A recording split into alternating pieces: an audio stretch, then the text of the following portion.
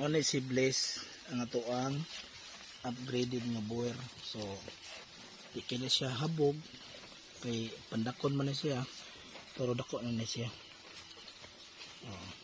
Ano si kuan? Anak na siya ni Wolpo.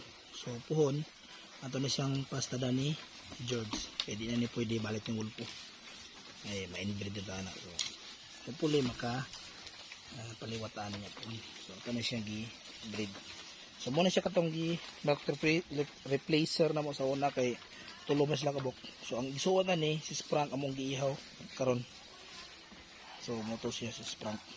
Ya gisuon sa nasa katong gaboy sa una.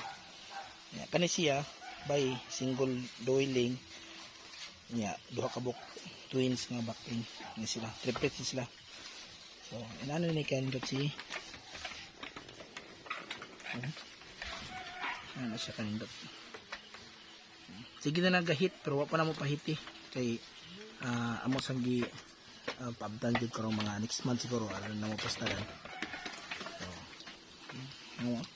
condition kani paugay ra ay ang titi na mo ni Bliss. Ay na Bliss.